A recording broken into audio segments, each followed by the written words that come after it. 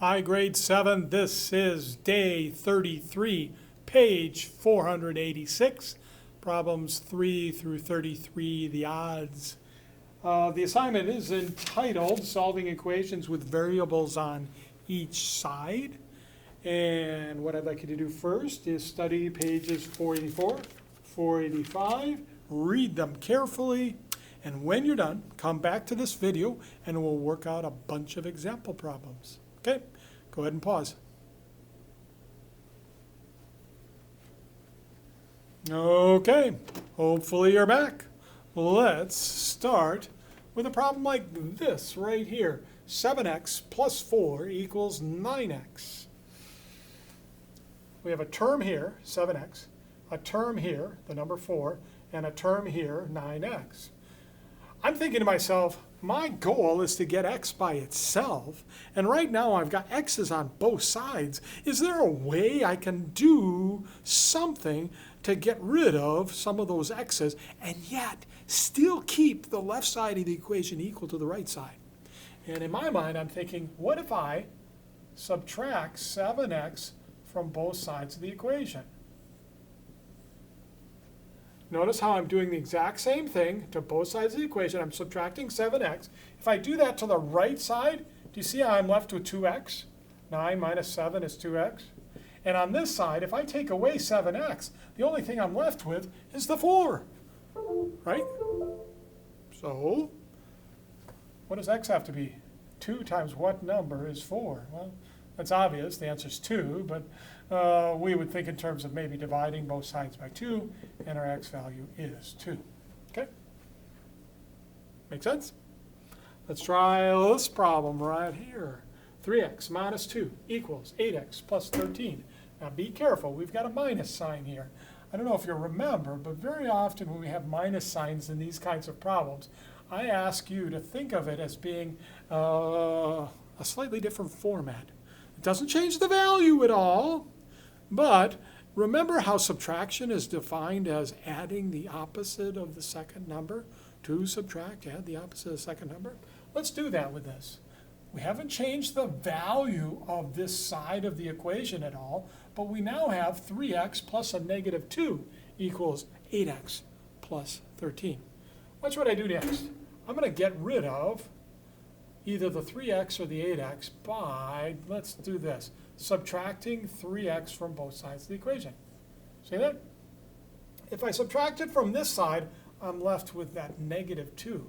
That's the only thing we've got left, because this minus this is 0x. We've got no x's there. All we're left with is negative 2. On this side, we're left with 5x plus 13. We still don't have x by itself, though, do we? We have an x attached to a 5 by multiplication, and we have an x attached to a 13 by subtraction, all on that right side of the equation. Which one do you think we're going to get rid of first? If you said, let's get rid of the 13 first, you are correct.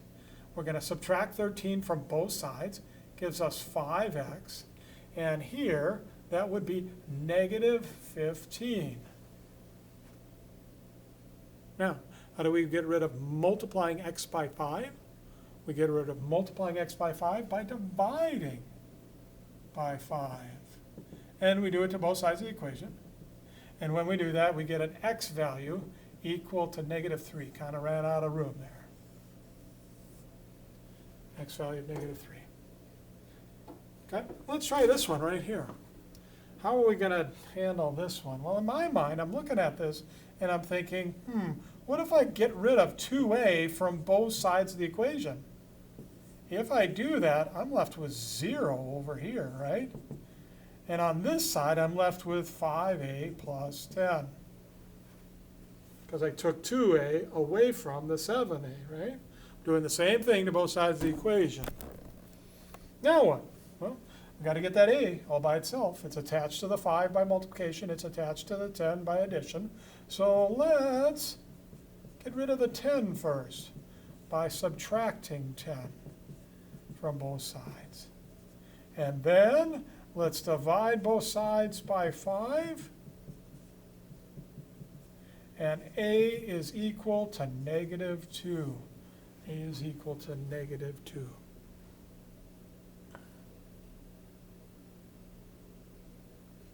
How about this next one? Uh-oh, another subtraction sign. Do you see that? Let's first change this to adding a negative 14 so that it makes things easier for us, right? Subtraction is really adding the opposite of the second number. Now, what are we going to do here to simplify things? Hey, how about we subtract 2g from both sides? When we subtract 2g from both sides, we're left with 0 over here. Over here, we're left with 7g plus that negative 14, aren't we? Now we got to get the g by itself. It's attached to 7 by multiplication and the 14 by addition. So let's do the opposite of adding negative 14, which is subtracting negative 14. And we're going to do it to both sides, right? This equals 14, right? 0 minus a negative 14 is the same thing as 0 plus 14. And over here we've got 7g. Hopefully you can see that we're going to divide both sides by 7, and g has to equal the number 2.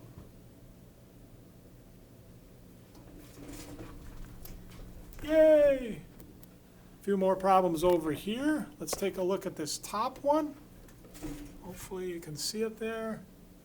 5n plus 9 equals 2n. What can I do to simplify things? Well, let's subtract 2n from both sides. Get rid of 2n. That'll give me 0 on the right-hand side, and over here it would give me 3n plus 9. Still got to get that n by itself. We still need to get rid of the 3 and the 9. Which one should we move first? We're going to move the 9 first. What's the opposite of adding 9? Subtracting 9. So we get negative 9 equaling 3n. What number can we multiply by n, or 3, to get to negative 9? Well, hopefully you see that n has to be negative 3. Next one. How about we subtract k from both sides? In this case, gives us 0 on the right-hand side, gives us 2k plus 14. Oh, we got to get k by itself, get rid of the 2 and the 14. Which one should we get rid of first? We would get rid of the 14 first. That gives us negative 14 equaling that 2k. And hopefully you realize we've got to divide both sides by 2 now. And k is a negative 7. Next one. Uh-oh, subtraction sign. Be careful. Let's rewrite it first as adding a negative 28. See that? We changed the subtraction to adding the opposite of the second number. Now, what if we get rid of 3x from both sides? If we do that, we get 7x equaling negative 28. 3x minus 3x is 0x. We don't have to write that 0x down. So we get this. And hopefully you recognize we're going to divide by 7. And our x value is negative 4. How about this one right here? Well, looking at this, first thing I notice is this subtraction sign. I'm going to change that to adding a negative 8. Now, I'm going to subtract 6y from both sides of the equation. When I do that, I get a 1 on the right-hand side, and I get a 7y plus, oh boy, this is minus 8. Wait, 7 minus 6, no, I wrote that wrong. It'd be 1y plus a negative 8, wouldn't it? That one was a tricky one to me for some reason. I don't know why. 7y minus 6y is 1y. And we still have the plus the negative 8. Okay, we got to get y by itself. It's attached to the 1 and the negative 8. Let's get rid of that negative 8. What's the opposite of adding negative 8? How about adding a positive 8? And we do it to both sides, and we get a 9. 1y is 9, or in other words, y is 9. How about this next one? Ooh, subtraction, see that? So let's change subtracting 9 to adding a negative 9. And I'm thinking I'm going to subtract 2a from both sides. Right? And that gives me 21 on the left side because these cancel. And over here it gives me 6a plus a negative 9. Got to get rid of the 6 and the 9 on these on the right-hand side here. What's the opposite of adding a negative 9? How about adding a positive 9? And we're going to do it to both sides. Gives me 6a equaling 30, or a has to be 5.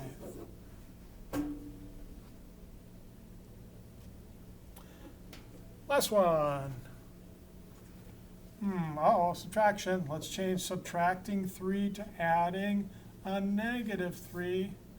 And now, I'm going to subtract a p from both sides of the equation.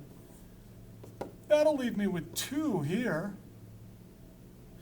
And over here, this is a little tricky, negative 4 minus negative 1. This is negative 1p. Realize that?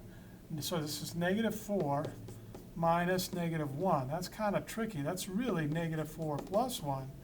So that's really negative 3p plus a negative 3. Really tricky to think through that one. Wonder if there was another way you could have done that. Yeah, but anyway, we subtracted p, or in other words, we subtracted 1p from both sides, and we got this, right? Because negative 4 minus a negative 1 is negative 3. Now, we got to get p by itself. Which one are we going to get rid of first? We got to get rid of this adding of a negative 3. What's the opposite of adding a negative 3? How about adding a positive 3? And we get 5 on the right side and a negative 3p over here. Guess what? We're not going to get a whole number answer to this one. Our next step would be to divide both sides by negative 3. And when we do that, we get a p-value of, well, there's a number of ways you could write this. You could write it as negative 5 over 3. That's one possible answer. Or you could do the long division, and it would come out to negative 1.6 repeating. Or you could write it as a mixed number of negative 1 and 2/3. Any of those is a reasonable answer for this particular problem. Hope you give me a call if you get stuck. My number is 517-242-3138. The assignment, oh, wait a minute, we forgot one. How do you handle a problem like this? Phew. You're given these two shapes, and the problem says find x if the two shapes have the same perimeter. Well, let's think about the concept of perimeter first. What does perimeter mean? It means the distance all the way around the object, right? So how could you represent that? The perimeter of this object would be this plus this plus this, right? So let's write that down. X plus 3 added to x plus 4 added to x plus 5. This represents the distance all the way around this object. And according to the problem, we're supposed to make it equal to the perimeter of this object's shape. Well, what's the perimeter of this? Well, it's x plus 4 plus x plus, minus 2 rather, x minus 2 plus, don't forget about this side, x plus 4 again, plus, don't forget about this side, x minus 2. Okay, so we've got these two different sides of the equation that we need to solve for. How many x's on this side? If you said 3x, you'd be right. How many constants are there? 3 plus 4 plus 5 is 12. So I've simplified this to 3x plus 12. How about over here? What do you see? Well, first thing I'm going to do is I'm going to change all these subtraction signs to adding negative values, right? So x minus 2 becomes x plus a negative 2. And now I see 4 x's. And let's see, negative 2 plus 4 is positive 2. Positive 2 plus a negative 2 is 0. 0 plus 4 is 4. So I got this, 4x plus 4 equals 3x plus 12. Now, let's solve it, because we want to find out what x is, right? Let's subtract 3x from both sides. When we do that, we get 12 on the right-hand side, and we get 1x plus 4 on the left-hand side. 4 minus 3x is 1x plus the 4. Okay, how do we get x by itself? Let's subtract 4 from both sides, and x has to equal 8. Our answer to this problem is that x is 8. Okay, now we're done. If you get stuck, 517-242-3138. Have a great day. Bye.